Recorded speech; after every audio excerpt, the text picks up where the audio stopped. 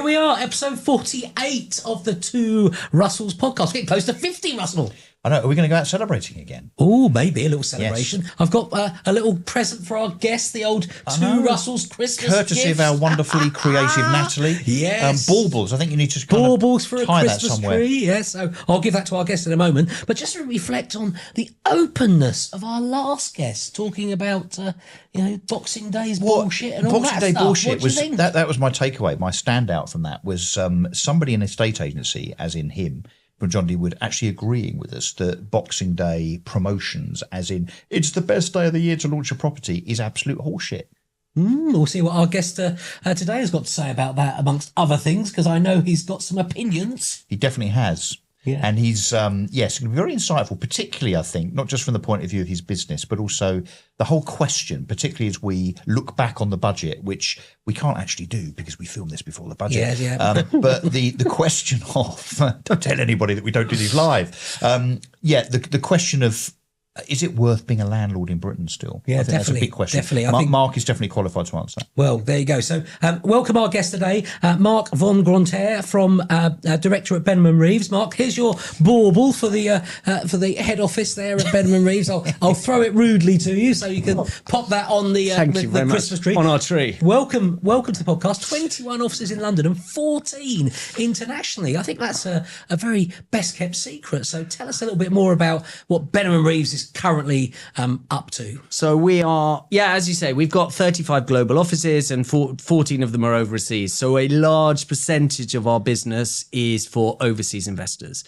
So when I joined the business almost 30 years ago, we had 3 branches in London and nothing overseas. And Anita, who's the ultimate owner, opened the office in Hong Kong, which is now 30 years. We did our 30-year anniversary or 25th year anniversary this year in March, and the idea was to focus on Mr. Wong, based in Hong Kong, who owns a property in London, and to service those. Right. And from there, our London footprint has grown and our overseas footplate's grown, but the model is still the same. Because someone living 7,000-10,000 miles away, and they own £1 million property in London or £500,000 property, it's a lot of money. Yeah. And they're very, very far away, and they need someone to look after them. Are you marketing properties for sale here in those international markets, as are. well as attracting landlords for the purposes of management? We are, exactly. Yeah. So we are selling UK, PLC, or London primarily, because that's where most of the stuff we sell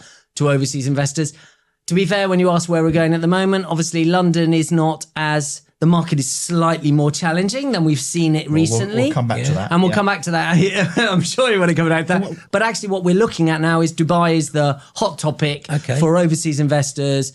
Turkey, I hear, as well. No, the opposite, actually. What Turkey is Turkey is running for the hills. Bringing their money here. And bringing their money here. That's So between China and Turkey, they're the two biggest international markets. So some of these other 14 offices, just list some of them. So we have... Hong Kong was our first, then Singapore, then KL, then Shanghai, then Dubai. We have Qatar. We have 2 in India. We have South Africa, a couple. We have, where else do we have? Israel. We have all these lovely hotspots. So they're offices, manned people working for us. Team Hong Kong has front or shop front on some, and others are just within an office building, because there you don't need.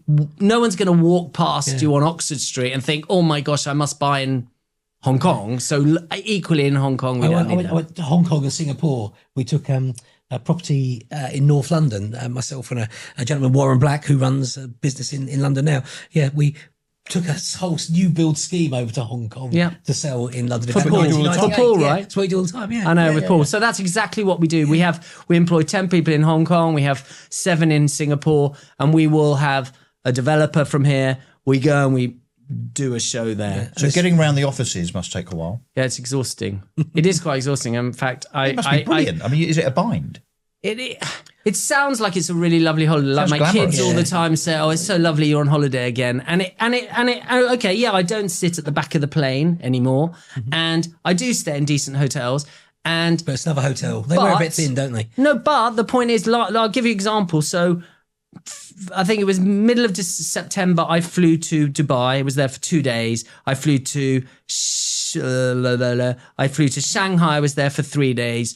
I was then in Beijing for 3 days, and then Hanoi for 3 days, and then flew back.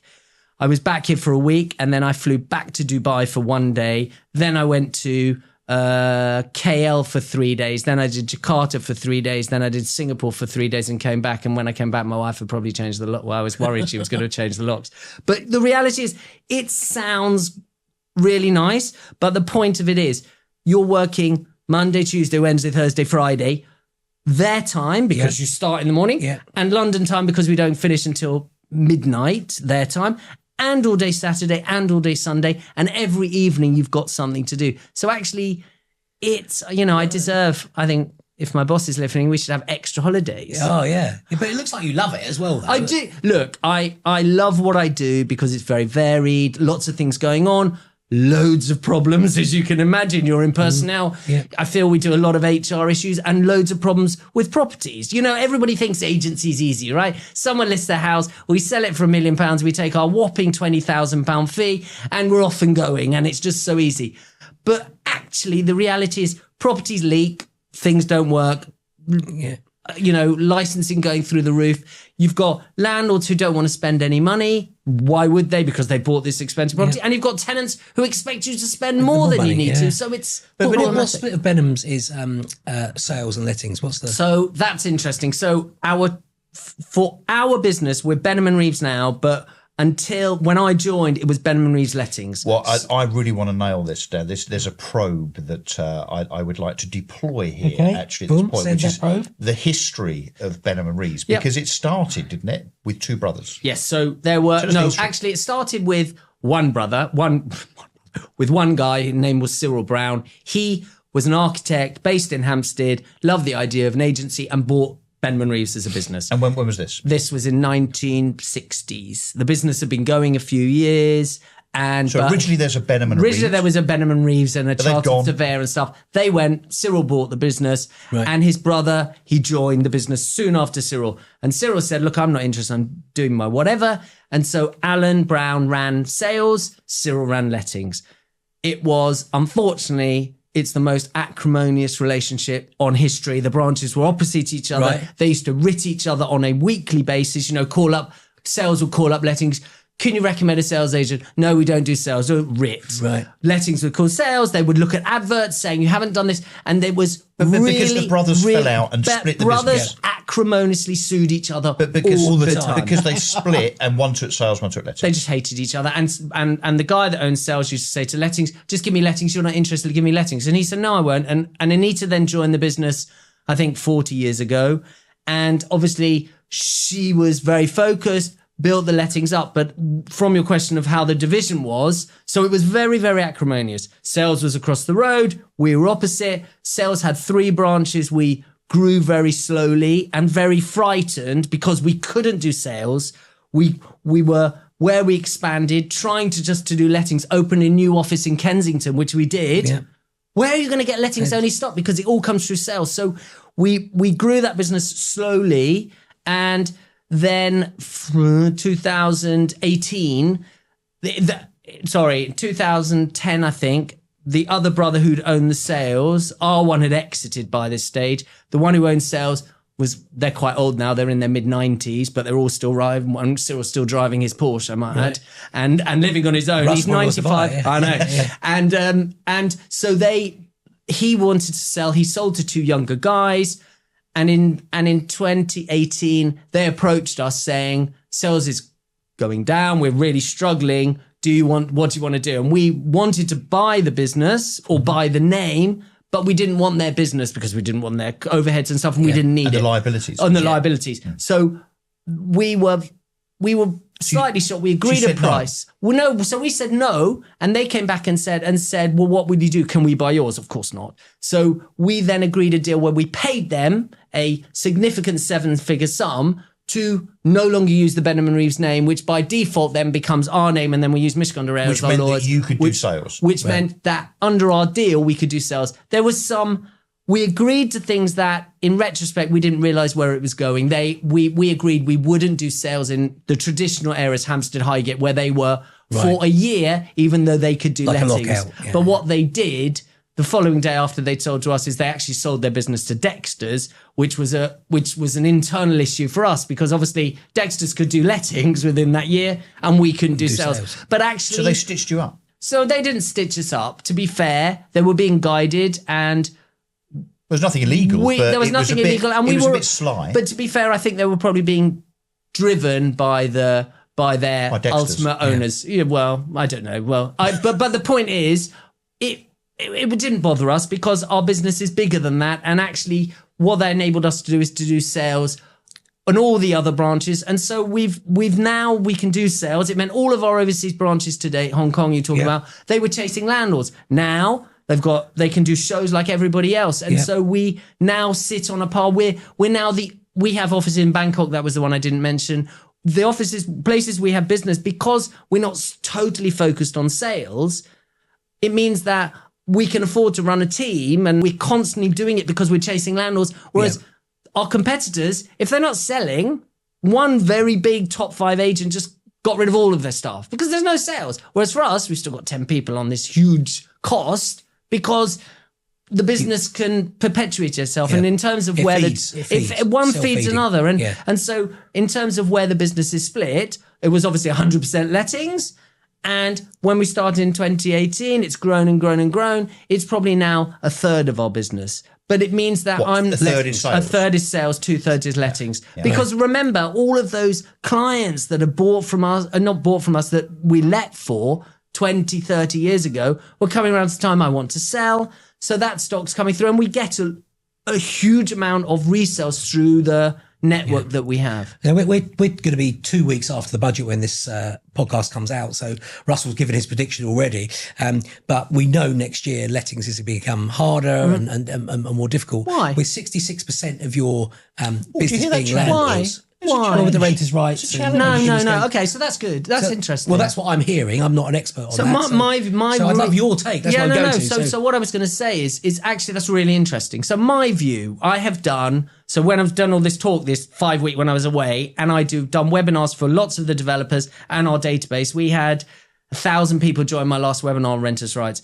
It's absolutely terrifying because it's first change in 30 years. But the reality is, what I say to everybody is, and I say on all of my talks is, why did you buy a property in the first place? There's only 2 reasons. Number 1, to make money because you're an investor, or number 2, to use it yourself. So if you bought it to make money, at the time you come to sell, you're going to be able to give the tenant 4 months notice to get your property back. So why is that an issue? 4 months? God, the process here takes a year if you're lucky. Anyway. A year, most of them. So I don't think that's a problem. If you want to use it yourself, you generally know a few months in advance that you're going to send your kid to Imperial College or you're going to move here. Getting 4 months notice, that's not a problem. The other thing is, I want to put my rent up. The government have allowed that. Once a year, I can put the rent up, not fixed, no inflation link or caps, but in line with the market rent. So actually, if you're a landlord, you can sell, you can live in it yourself, and I can put the rent up. I mean, I get it because I've had a few owners overseas who said, but what if I just don't like the tenant? Right. And I said, well, but you would have been tied into an AST anyway. You would be tied in on an AST. But what I'm saying is, if you don't like the tenant, why would you not like the tenant? Well, I just don't like them. Why? Because of what they look like, or they have, or they're disabled, or they're a female, or whatever it is. You can't object to them now anyway. And you should only be worried about the fact that they pay 100%. They pay the rent and look after your property. And those 2 are controlled in the new law as they were in the old law, and the government in their wisdom, which is wrong, I might add, think that the courts will have less people in there because, we're going to have all these tribunals dealing with problems, which of course is nonsense. But the reality is, my view on lettings is... Don't worry about it. There's no worry. And I've seen lots of press out there about sales, everyone's selling, one big agent saying, we've lost 8% of our landlords. I can tell you last year we have 3,500 properties under management now. We lost 35. Okay. We added 90. So remember... So do you think landlords that are selling, and it won't be as many as is being portrayed, but are just selling to other landlords? No, I don't think that's the case. I think all of the ones we did, the 35 we sold last year, other than one, was sold to end users. But we had 90 new additions. So people are still buying buy-to-lets? So we're people buying buy-to-lets, whether they're ultimately investors Well, your 14 international offices will be buying. are still selling, and our UK business is still selling. Remember, there are, I think there's an awful lot of bad press driven, and I think around a government law that's a major change. I think it's terrifying. And if I were a landlord, I am a landlord, and I read this. Reading it and getting misinformed. Then start watching your podcast, your webinars. Start watching them. But the reality is, I think nothing in the model has changed. Why London is London and one of Russell's favourite. And I think that's true. And I don't think, yes, taxes are no good. And our budget, which we just saw, has probably done something dreadful. But the reality is long term, let's look at in the UK, the wealthiest people. Yeah. Where did their money come from? Duke of Westminster didn't make his money from industry or coal mining or tech. It's from holding assets. Alan Sugar the same. Yeah. Alan Sugar, he all about his industry and his sense of whatever. It comes from Amstrad, and actually it comes from the properties, not from the. But it's funny. I don't know. As you walked along here, I don't know when the last time you came to this part of London was, but the property here, it's amazing. It's incredible. Isn't it? We do quite a lot here, but it's this area. The build, but the reason I think property will continue to do well is because there is such limited supply. Yeah, and always going to be demand because the population's growing. You demand 60,000 You started, Mark, investing in property way before you got involved in property. I did. So let's go back to where it all began. So my first property was when I just left university and I bought a studio flat on Warwick Road for £75,000, which £75,000, which at the time seemed an awful lot of money because it was like in 1850. And why? What was that? Because it was a big studio. It seemed like a lot of money. Why did you buy a property? I bought it because I've always think property is a good long-term hold. My mother's father was in property, but not that I really knew that so much. Which tells you now.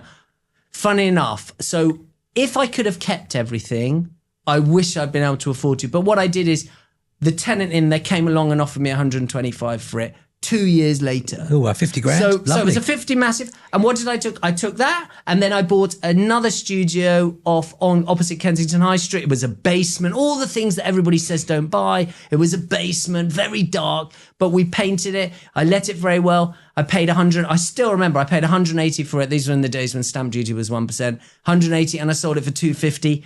2 years later, and then I bought a one bed in Earls Court Road, which backed onto the railway lines, and the people down, and it was a restaurant downstairs, which turned into a supermarket. And surprise, blow me, the people in the supermarket needed a flat to rent. They rented my flat, and they bought it. Lovely.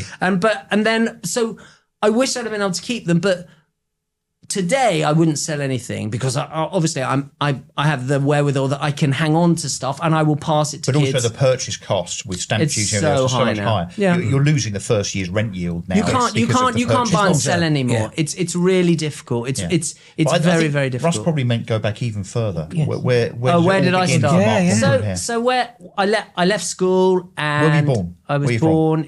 I was born in London actually at St Mary's. Paddington, but I went to boarding school from 8 outside London. From 8? Yeah, I went. My dad did the same, so I followed what he did. 8, I know. Do you remember how that felt?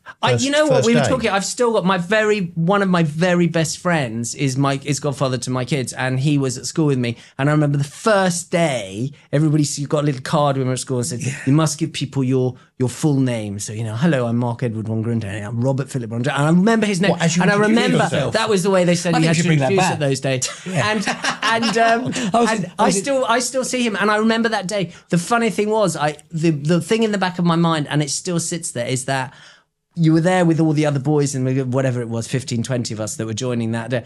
And then, it's time to go home now. And everyone's going this way, this way, this way. And I went, where's mum and dad gone? Oh, they've gone. You'll see them in half the holidays. Yeah. And but anyway, let's go. Let's mum and dad are driving away going, yeah, exactly. But actually, so I did that. That was hard, but actually it made it easier. So did you board all the way through when you left at 18? So you boarded for 10 years. Yeah. It's a proper prison sentence, Mark. Yeah, it was. My dad, I always remember the dad when I went to the main school, at senior school, my dad walked around and he said it was a different house, that he was in another house. And he said, I don't know why there's no barbed wire anymore on the top of this. So in his day at the same school, there was barbed wire to keep the kids I don't know if he was being said. I always remember that. The housemaster said, no, we haven't had barbed wire. So what was the name of the school? Cheltenham College. Actually, for me, it was a good experience, but we never got was picked it? up. It was. I loved it. I loved it. Did you really? Yeah, I loved it. Do you know what? Everyone I know that's boarded from a young age always says it sounds horrendous to me, but everyone says, yeah, it was great. Yeah. Why was it great? I suppose you're really mates all the time, aren't you? My to be fair, my son's are boarding now, but he does weekly boarding. Well, how so was he, comes. 4? He's in, we send him to boarding nursery, but 18 months old. he did it. He's done it. He did it from 13. So he's done 13. He's flexi boarding, so he comes home at weekends. So it's not so bad. But how was that conversation with him? If he's been in normal school, he's okay, and it's not the thing for. I think for me, actually, the most upsetting was the first day we dropped him off, because he was like really. Others had been at the prep school, so they knew each other, and he was there on his own, and he was like, and the housemaster came and said, right, come on, let's go. Actually, he was fine, and he's been really good. But then we see him every weekend. For me, we half term, and then they used to put us on a train. They used to, we had our own coach. And they would rent a whole train to London. He used to come from Cheltenham to Paddington. The whole train was a Cheltenham College train, the ladies' college and the boys' college, and we all used to come in, and parents would pick us up at the platform. They had a platform, and it was all there. So the parents didn't even bother coming to the school. Of course not. And events we used to go to day boys would come in, and they would come in and go. And actually, I bumped into three day boys over the last 5 years that I hadn't seen. But they were totally not part of the boarding experience. You hardly knew them because they came almost like there was almost like another school. It was almost. Do you think it was? I mean, this is a bit of a cliched phrase. Do you think it was character building? Yeah, I think you become very much harder, and because you can't go around crying. No one's crying. Yeah. No one cares. No one cares, and that's outrageous. I think that's really unfair. But the fact is, from an inside, you can't in front of other guys. You don't rush around crying, and you're a young boy, and it's very hard. But they keep you incredibly busy. I mean, it's really busy. You're getting up at 7:15, and then you've got breakfast, and then you've got chapel, and then you've got lessons till 12, and then you have an hour for lunch, and then you have sport every afternoon or lessons. Saturday, we had Saturday school until 1, and then it was away matches or home matches until the evening. Sunday they had bloody hell. Anyway, we're not meant to be talking about boarding. But no, we are. It's interesting. But the pathway then would be not to go out of Cheltenham College boarding school to become a trainee negotiator. So no. Where did it lead you to then? So that's a really good point. So I took a year off, and I worked for a bank in Paris. And then I went to the US because my father's business was in the US, and I spent a few months there. And then I came back and wasted the rest of the summer doing nothing. And then I went to university. So I did 3 years at uni, and I really studying. I did PPE, I did economics and politics. And so when I came out with my degree, I thought banking's where I wanted to go. And I wanted to do trading. I thought I was always going to be a good trader. And I went back and I did work for a bank, but it sounds awful now, but I used to hate getting up. Getting to the office at 7 a.m. before 7. I worked for a Swiss bank, I might add, and getting there before 7, where your boss was in at 6:30, so you can't get in later than your boss. So it's getting earlier and earlier, and it means on a Friday night where everybody wants to go out and get hammered, and then. So you'd stagger back in on Saturday, stay in bed, and you can't sleep late because your time clock's early. So waking up still at 9, getting in at 3, fiddling around on Saturday, and then I want to go to bed early on Saturday night because on Monday morning I've got to get up again. And I just could not bear it. So I did that for a while, and then I was offered the opportunity to go to Japan. So I went to Tokyo, and it was even worse because it was working for a Swiss bank the culture, with a Japanese twist on it, which was you can't arrive after your boss, and you can't leave before your boss leaves, so it was even worse. So I dumped that, and my dad kindly paid for me to learn Japanese, which is not very good if anybody starts speaking Japanese. No, absolutely not. And is that Kaizen and konnichiwa, that's about it. And ohayo gozaimasu. And then I came back, and a friend of mine introduced me to an agency in Hampstead. I worked for her for a bit. And then I met Anita through someone after a year, and then I joined Benham. So it was fantastic. It was a pretty interesting journey.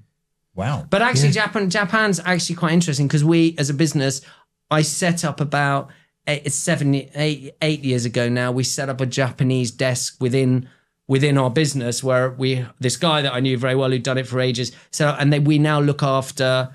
We have about just under a quarter of the share of Japanese corporates in London who rent, and lots of people like Japanese tenants, they're corporates, None of the renters reform bill will affect any of those because they're all company let. And we do for, Mitsubishi, Mitsui Bank, lots of the banks. But this international expansion then almost comes from potentially your formative years back in your late teens, early 20s. No, but it was when you were going around the world to Japan and the US anyway. It's kind of DNA. I don't know. Well, I mean, it wasn't me that started overseas. It wasn't Anita, to be fair. It wasn't me. But we've grown. As I said, the thing I love about my job, and really love about my job, is not that I want other people to do it because they might be better at it than me. Is number one, it's not difficult, right? What we do is not difficult. Is it relationships? I think I love relationships. And actually, the thing I really love is the chase. Right. I am a salesperson and I love chasing business. So I still today, I give my card, has always got my mobile on it. Most agents, you must be joking if you try and get directors of any of the big firms. They don't want you to call them and say, whereas I want people to call me if we made a problem, we've done a problem. Even internationally, so you must be getting calls all I go through 1,000 cards. I don't go through any here because no one wants them. But internationally, I go through 1,000 cards, I give them to everybody. Because you never know why someone might call you. Do you ever switch off? Well, my wife would say no. So my morning when I wake up, I walk my dog and I look at my phone and I go through leads and I do that and I constantly look at it and I find it. But what about weekends? I find it very hard to turn off. I find it very hard because the business, even though it's Anita's business and I have a very small share, I genuinely care about the business. And I also, I'm quite controlling in the way that I am. I do worry about giving other people not authority, but I worry they'll do things wrong. And I often find it easier to do things myself. And so I find training them takes 5 times the time as showing them to do it right. There's a phrase for that, Mark. Yeah, I know it is. Being a control freak. I know. And I try really hard not to. And just for our audience and to understand, so the hierarchy at Benham's, you've got 21 offices, 14 worldwide, 35 countries. Yeah. So how does that flow through you? So have you got a manager in every one? Manager in every branch. But yet you're still fielding direct action. Every single lead that comes into our info out, and please don't send info out emails because you want to check this, comes into my inbox.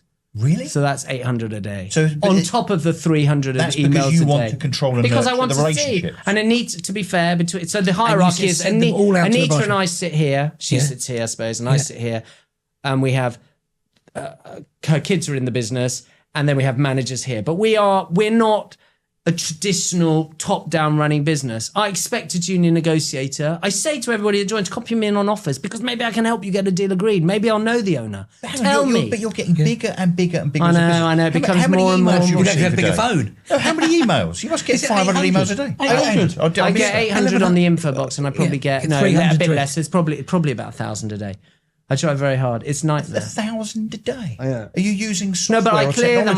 No, you? of course not. I can't get Why my not? head Fixer. around it. Use Fixer. Yeah. But the fact is, we and the reality is, it shouldn't get missed, but they do get missed. Sometimes we send it to my people say, "Oh, I didn't receive that." How did you not receive that? So the fact is, I love it because it's very varied. I meet guys like you. I go overseas trips. I'm dealing with landlords. I'm dealing with tenants. I don't really love dealing with complaints. I don't really love dealing with. I really don't like dealing with issues, but we will. And one of the things I always say, and that's why my mobile number's on my card. Don't call me when you're moaning about that a Bosch washing machine on AO costs £199 and you've charged me £220. If you want to buy 5 properties to know what you're gonna get for them. But what I was going to say, but if you've got a problem and we've made a mistake, if I've done something wrong and you should call me because we should put it right and we put our hand in our pocket when we make mistakes. But if you've made a mistake, you should pay for it.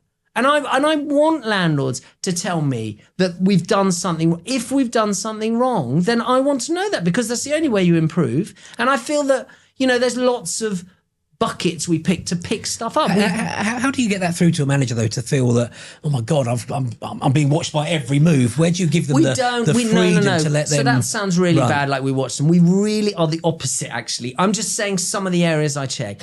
Our whole business works on the premise that you come to work because you want to do your job and you want to earn money. There's a door there. And if you're not happy, go. I don't want you to stay and do me a favor. I want you to stay because you like the job, you're earning good money, or you're doing what you want to do and you have a chance to go somewhere. So where I said that, we don't micromanage them. I do expect people to be in the office by 9, and I do expect people not to be buggering off at 5:30. I do expect them to be there at 6. But the reality is, in that day, I don't say between 9 and 10 you have to make outbound calls. Between 10 and 11 you have to do sales progression. We're adults. Yeah. We don't employ 15-year-olds. We employ everybody's an adult. Everybody should know what they want to do. If they don't, they can ask somebody. And they need to manage their time. And it drives me mad when people come and I employ people, we hire people from other agents and they come and say, well, what am I meant to do between 11 and 12? Because when I was there, I used to have to go out and drop cards. Yeah. You know, it's just like... Was it a robotic? We don't want that. Do you outsource much? Do we outsource? So we funny enough, another little area that we have that we set up was about 10 years ago. We opened a small little office in India to do our own business, to do some stuff on our web. That today has grown to 68 people that do our web design, copywriting, emails, social media. 68 people. You imagine that in a massive office. You should get one of them to manage your emails. So, yes, well, but the reality, we have that business so that they pick up stuff and can move very quickly. So they're working overnight. So they're 5 hours ahead. But the reality is that's again another thing that we did to try, because remember, and maybe I didn't say this again, our focus is on doing a good service for our landlords, whether that's sales and lettings. So everything that we've added on over the years, so we've grown our lettings base, we did overseas to bring us more landlords. We set up we call it our web team to look after our website, emails, our CRM. We then set up a furniture business 15 years ago. So that's a standalone separate business called Instar Direct that we set up because we'd have an offer on a Wednesday for Mr. Wong and they want to move in on Friday. Try and get a furniture package. Yeah. So we can now do that. We've then set up a factory in India to make our curtains for us, which logistically we thought it was going to be easy. We were about to fly them over. We'd forgot about customs and all of the joys we learn. And then about 8 years ago, we set up a tax return business because lots of our landlords are overseas. So we now do about 1,800 tax returns a year. We didn't, when we set it up, I hope HMRC aren't listening, we didn't realise that we needed certain kinds of licenses to do that. And then when we started submitting as many as we did, we now have it all sorted. That's okay. Of course, no, it wasn't. We didn't get fined, but they were like, you're a proper accountant. We're like, no, we're not. You are. And so we set up, so because every part of the model is about looking after that client and the service being end to end. So that's when I said our overseas offices, if they're not selling and they're doing letting or doing furnishing or doing tax,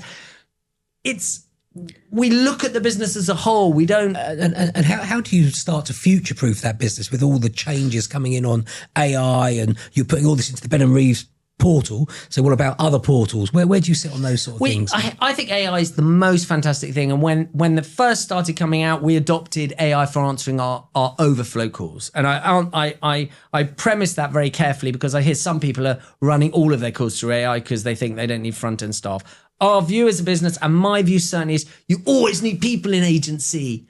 Online model isn't as good as having someone, because most people aren't very good negotiators. Do you have a hybrid offering for your staff? We have no hybrid offering. There is no hybrid. We have negotiators who do the job, and that's it. So we adopted AI to pick up calls that were going to voicemail. Right. Why was that? Because when you're busy, you don't pick up the voicemails, or you think people will call back if they really need you. So actually we adopted it and it has moved on a million times, where the guy that was running it said to me, oh, Mark, you need to capture all of the information and you must capture their name and email. And we were like, okay, well, because I'm vaguely listening and partly not listening because I've got all this other stuff going on. We did it. And of course, then I see all the emails coming in, which I don't now, where people were struggling with the AI saying, can I take your email? And it's Stephen with a PH at gmail.com. And that's, okay. Oh, so they type out the whole thing. And then going, is that STEVENPWITHP? And you go, no, you idiot. It's Stephen with a PH. And they go, oh, sorry, Stephen. So I was like, oh my, and they just hang up. So we tone that. So we use that, and now we use it for our lead, our database, keeping in contact with clients that haven't used us. Can we help you sell? Can we help you rent? And actually, I think that will come and it will improve processes. I don't believe for a while, for a long while, that you will be able to get rid of the human element. I just don't think you ever will. I think it's not impossible. in a property transaction, whether it's sales or lettings, on the basis it needs hand-holding, it needs empathy, care.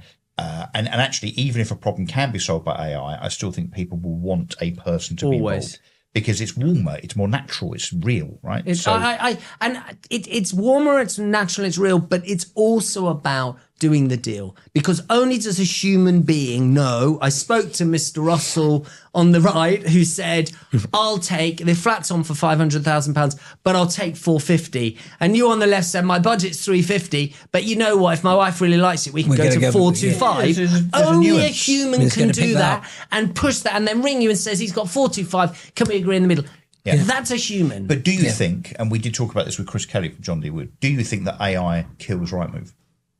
I keep saying this. I think the portals, all of the AI they're talking about now is all for agents to make our process better, and tracking leads and descriptions and all that. Writing valuation. Doing all that. Yeah. But it is not about Joe Schmo the public when he searches on ChatGPT or on one of the other AI platforms. Finding properties better. He's not going to find a property. And it's so funny you asked that, because my view is that within 3 years' time, there will be not ChatGPT, I'm sure be another property AI where you will put in what you search and it will generate the results. And I think what then will happen, you'll have Rightmove with this listing, Zoopla with this listing, on the market here, maybe Benham Reeves, maybe Foxtons, all the John D. Wood, if you like. And when a major, large agent, because everybody will be nervous to come off. No one wants to come off anything because they're worried they list. A major agent will then say, I realise I don't need to be on Rightmove or Zoopla. I'm coming off today. They will come off, and then their listings will still be there because they are. Well, I guess and then they'll all come off. But that happens when the consumer that's searching either for an agent or for a property, they start to not automatically go to Rightmove. So 100%. Rightmove have built this brand awareness, which is fabulous. Yeah. I mean, what's the old thing about there are more people searching for the term Rightmove on Google search than the term property. Yeah. Once that starts to change, which basically is generational, 20-year-olds today, don't use 10 years time, they won't know what Rightmove or Google are. No. So that's when it changes. But do you think that's why Rightmove's share price dropped? Was it 15%? Rightmove's share price wasn't it 30% or something? I think it 15 was it? It was a big number. But they lost between £1 billion and then £500 million in one day's trading. I don't see, I'm sure that's why it drops. I don't see how there's any way to get out of that downward spiral. They will keep growing because right now they can still screw me every year for more money. And the thing that is so annoying is that actually it's a good model and it's a good business and and it's quite a good journey for consumers. But agents are so up against it with them that actually there's almost a wish in the market. Any excuse to leave. But you can't leave because they always say on a contract, the price is going up by 10%, or you can leave. Yeah. And that's just not an option. So I don't think they'll be saying that in 2 years' time. Maybe. From the 48 podcasts we've done so far, and marketeers, property people, everything, it feels like a very confused space at the moment on where you would spend your money as an estate agent in marketing. It's almost like you have your finger in every single pie at the moment. You have to. You're not because the point is, you always say, if I knew that. I even heard direct marketing still. People are still dropping leaflets. If I know the we do. I know it sounds ridiculous, but you'd be amazed. It's one of the mediums that works the best. But some mediums work. I live in Wimbledon, and I'm not joking. I see 3 or 4 cars. I always pick them up because I'm in property, right? I always look and think, that's quite a nice card.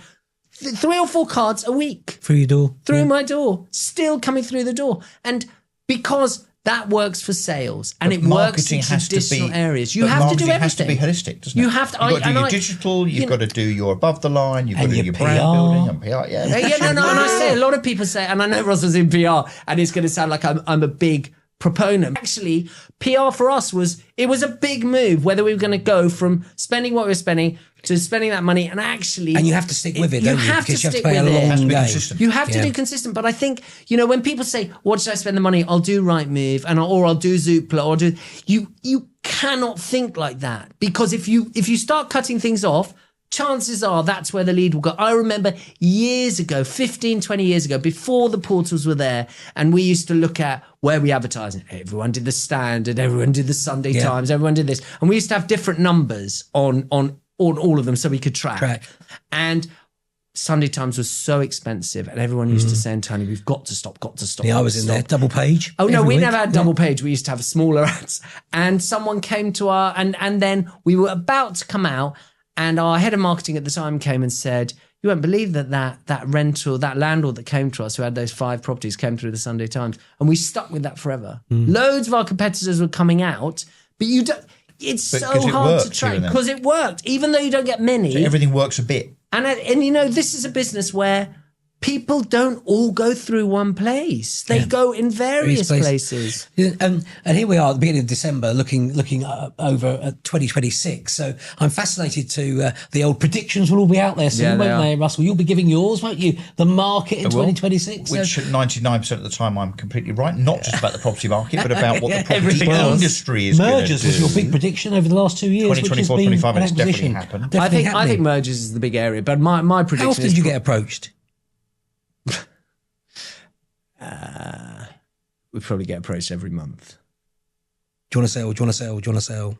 I in fact, because you're right for it, aren't you? With 21 branches, you must be. I mean, remember we have all of the bits that go together. So the reason we have a tax return business is because, so if Russell owns a property which I manage and I do his tax return, but he also has a property in Canary Wharf that he's been using some other rubbishy agent for years and years.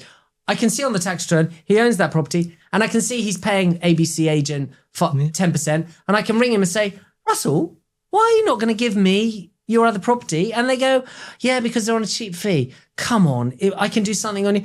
And I don't pick up every single one, but it means I have that kind of holistic area. Yeah. So my prediction is we're going to see, I think we'll see sales prices will tick up a little bit. Okay. I don't think that the investment market is going to improve, save for overseas funds buying, and that's my really big area. And I think you'll see prices tick up, and I don't know if you'll see inflation tick up. So do you think the best days for landlords in Britain are behind them? No, 100% not. Look, it was. You're still buying. Are you buying? I bought last year.